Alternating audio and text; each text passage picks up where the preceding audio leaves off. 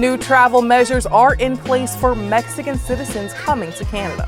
But first, minimum wage is being increased in these two provinces. With your Canadian immigration news recap, you're watching My Consultant. Let's get right into it. In this week's episode, we're covering which two provinces are increasing their minimum wage this spring. Next, new special measures for Iranian nationals in Canada, followed by the ExpressEntry Draws. Stay with us as I share the new travel requirements for Mexican citizens coming to Canada. And Tina will highlight March, Fraud Prevention Month. This week's episode of My Consultant is brought to you by Scotiabank.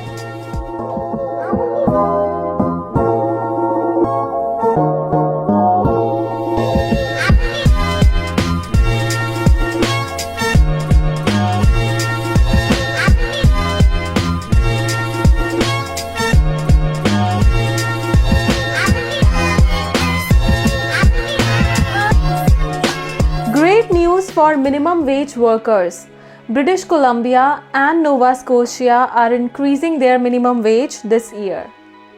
Starting June 1st this year, British Columbia's lowest wage earners will get a pay raise. Their minimum wage will increase from $16.75 to $17.40 per hour. Nova Scotia will also increase their minimum wage rates to $15.20 per hour starting April 1st this year. This is an increase of 4.7% from April 2023 rate. Following Iran's crackdown on protesters amid the Mahsa Amini killing, the government of Canada has released new special measures to support the Iranian temporary residents in Canada as well as Canadian citizens and permanent residents in Iran.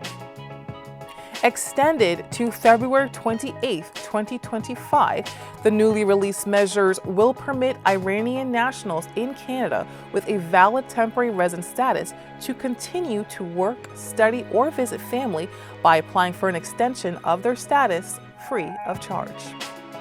From within Canada at no cost, Iranian nationals can also apply to move between temporary streams. Also free of charge, Canadian citizens and Canadian permanent residents in Iran who wish to leave can continue to apply for passports and permanent resident travel documents. In the month of February, IRCC conducted 6 ExpressEntry Draws. On February 1st, 2024, Canada invited 7,000 candidates with French language proficiency with a minimum comprehensive ranking system, that is CRS score of 365. On February 13th, Canada invited 1,490 candidates in a general draw with a CRS score of 535. On February 14th, Canada invited 3,500 candidates in healthcare occupations with minimum CRS score of 422. On February 16th, Canada invited 150 candidates in agriculture and agri-food occupations with minimum CRS score of 437. On February 28, Canada again invited 1,470 candidates in a general draw with minimum CRS score of 534. On February 29th, Canada again invited 2,500 candidates with French language proficiency with a minimum CRS score of 336. Newly in effect, Mexican citizens planning to travel to Canada are now expected to meet new requirements. Let's have a quick breakdown of what these changes will look like, then stay with me as I will explain why these changes are happening. As a Mexican citizen planning a trip to Canada, you must now hold the new valid ETA, Electronic Travel Authorization, by meeting the new requirements. Now, if you already have an ETA, it will automatically be canceled. This will happen unless you have a valid work or study permit. Those with an ETA application in progress will need to apply for the new ETA or for a visitor visa. Having had a valid ETA in the past will not guarantee you will be approved for the new ETA or for a visa. To be eligible for the new ETA, you must hold a valid Mexican passport. Your trip to Canada is no more than 6 months, and you've held a Canadian visitor visa in the last 10 years, or you currently hold a valid United States non-immigrant visa. A reminder, an ETA is for air travel only. Even if you are eligible for the new ETA, you must have a visitor visa to travel to Canada by car, train, bus, boat. This includes cruise ships, even if you do not exit the ship.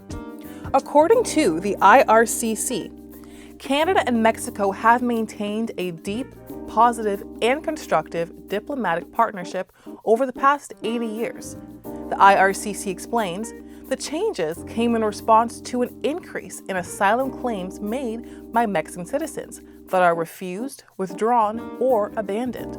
They added, it is an important step to preserve mobility for hundreds of thousands of Mexican citizens, while also ensuring the sound management of our immigration and asylum system.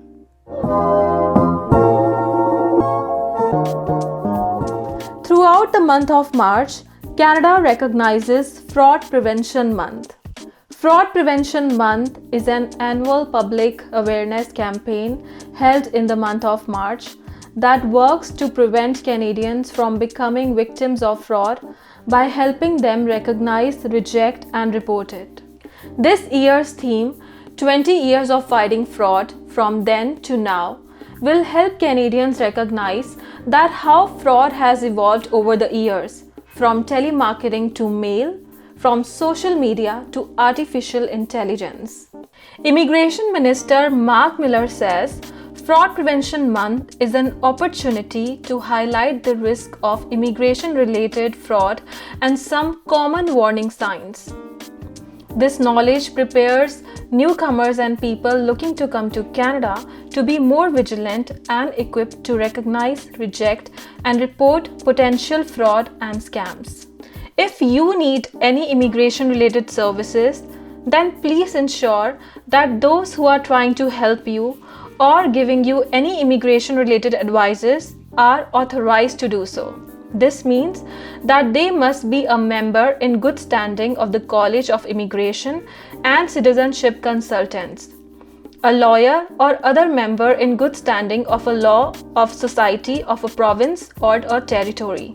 To participate in Fraud Prevention Month, the Canadian Association of Professional Immigration Consultants is proud to announce their Compass campaign, highlighting the indispensable guidance provided by immigration consultants and their importance in avoiding unauthorized practitioners, also known as UAPs. As March marks Anti-Fraud Month, it is an ideal opportunity for you to verify the licensing of your representative.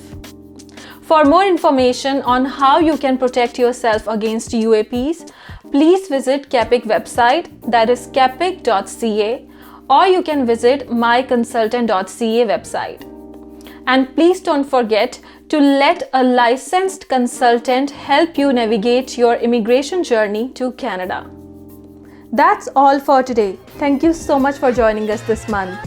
If you are looking for more information about Canada immigration, then please subscribe to our MyConsultant YouTube channel. You can also visit our website MyConsultant.ca, where you can find an authorized immigration and citizenship consultant. I am Tina Batra.